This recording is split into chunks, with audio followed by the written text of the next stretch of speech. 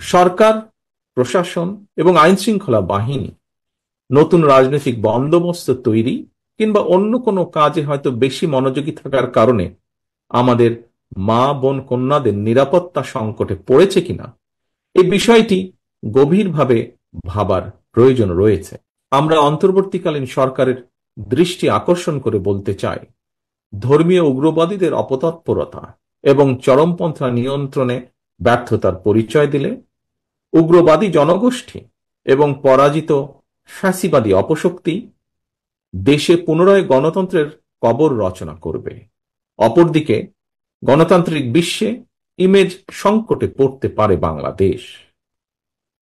দেশের অসাম্প্রদায়িক গণতান্ত্রিক চরিত্র সমুন্নত রাখতে চরমপন্থা এবং ধর্মীয় উগ্রবাদী অপশক্তিকে প্রতিহত করার পাশাপাশি গণহত্যাকারী পলাতক মাফিয়া চক্রকে যে কোনো মূল্যে বিচারের সম্মুখীন করার মাধ্যমে বাংলাদেশে গণতান্ত্রিক বিধি ব্যবস্থা শক্তিশালী করাই হবে বিএনপি সহ গণতন্ত্রের পক্ষের শক্তির আগামী দিনের রাজনৈতিক বন্দোবস্ত।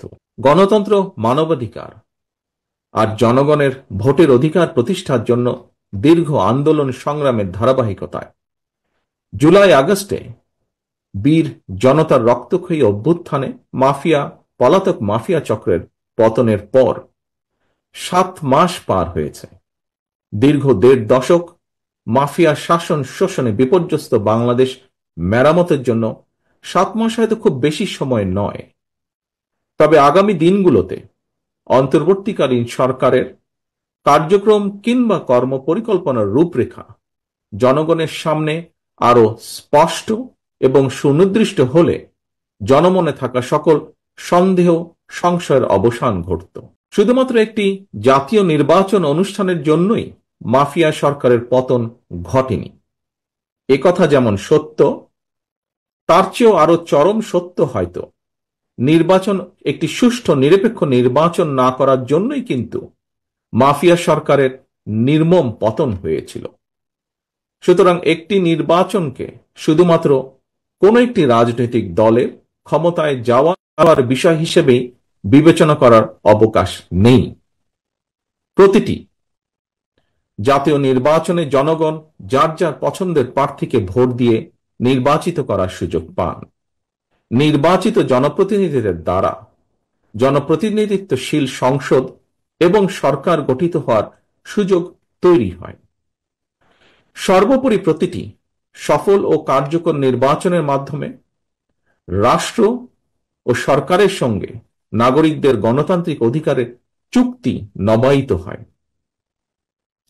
রাষ্ট্রের সঙ্গে জনগণের মালিকানার সম্পর্ক গভীরতর হয়। রাষ্ট্রে জনগণের মালিকানা প্রতিষ্ঠার লক্ষ্যে বিএনপি সহ গণতন্ত্রের পক্ষের রাজনৈতিক দলগুলো জাতীয় নির্বাচন অনুষ্ঠানের বিষয় সোচ্চার।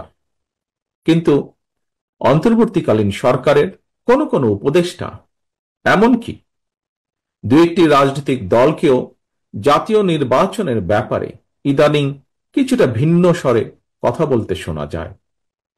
আমরা মনে করি জনপ্রত্যাশার প্রতি শ্রদ্ধা না দেখিয়ে নতুন রাজনৈতিক বন্দোবস্তর নামে গৌণ ইস্যুকে মুখ্য করে অকারণ সময় ক্ষেপণের চেষ্টা হলে সেটি জনমনে ভুল বার্তা পৌঁছবে। অন্তর্বর্তীকালীন সরকারের নিরপেক্ষতা এবং সরকারের কার্যক্রমের প্রতি জনগণের আস্থার সংকট সৃষ্টি হলে গণতন্ত্র প্রতিষ্ঠাকরণের যাত্রাপথ বিপদসংকুল হয়ে উঠতে বাধ্য। অপরদিকে এ ধরনের পরিস্থিতি শেষ পর্যন্ত পলাতক মাফিয়া চক্রের দোসরদের পুনরুত্থানের পথকেই সুগম করবে। 31 দফা কর্মসংস্কার কর্মসূচি নিয়ে বর্তমানে বিএনপি সারা দেশে বিভিন্ন স্তরের জনগণের সঙ্গে সংলাপ অব্যাহত রেখেছে। তবে আমরা আগেও বলেছি, আজও আপনাদের সামনে তুলে ধরতে চাই, এই 31 দফায় চূড়ান্ত নয়।